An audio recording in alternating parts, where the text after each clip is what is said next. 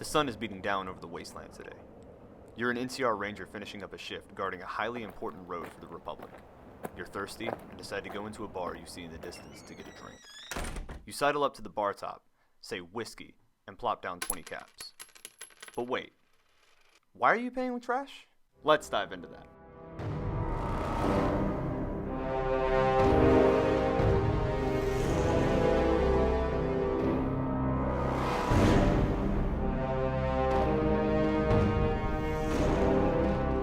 Bottle caps are used as currency across the entire wasteland, whether you're on the east or west coast. But how did people start trading with things we view today as something to be thrown away? Luckily, Fallout lore has an answer for us here. In Fallout 1, the largest trading post on the west coast, known as the Hub, was home to a company called the Water Merchants.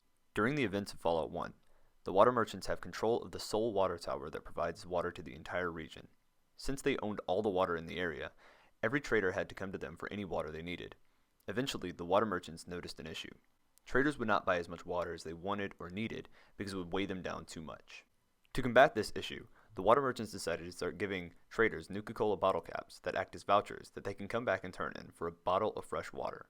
This would be called the water standard because the value of caps was based on the value of water. These caps quickly went from just acting as vouchers for the Water Merchants to a full-fledged currency used across the wasteland to trade any type of good. Now, does this have any basis in the real world?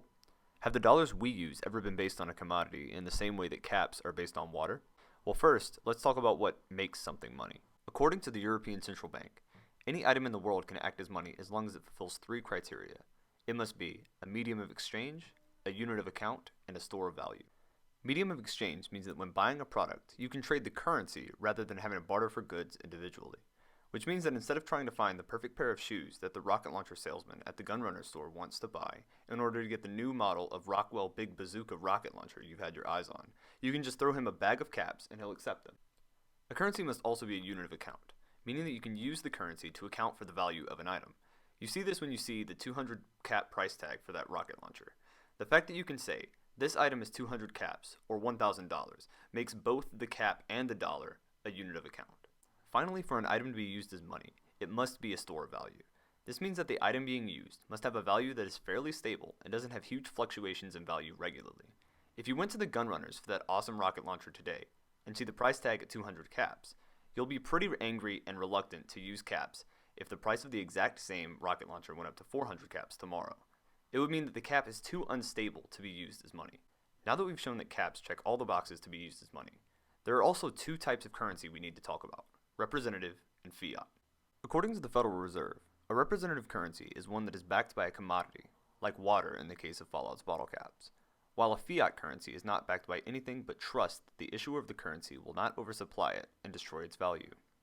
All currencies issued by governments in the world, including the US dollar, are currently fiat currencies. However, it wasn't always this way.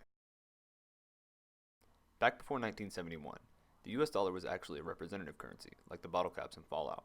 Anyone with the US dollar could walk into a bank or the treasury and turn in their dollars for their value in gold. This is called the gold standard, where the value of the US dollar and many other countries' currencies were based on the value of gold. Tethering the US dollar to the value of gold ensured the value of the dollar would always be stable, because the value of gold, much like war, never changes. So why would the US get rid of the gold standard if it made for a stable currency? It all comes down to monetary policy, or the way a country stabilizes their economy through injecting or removing currency from the economy. Monetary policy allows for the government to artificially increase economic activity if the economy ever crashes like it did in 2008. Increasing economic activity reverses a crash and lessens the impact of negative economic shocks like recessions. This is exactly what the Federal Reserve did in response to the 2008 recession. For this reason, there is not a single economist today that believes the gold standard should be brought back.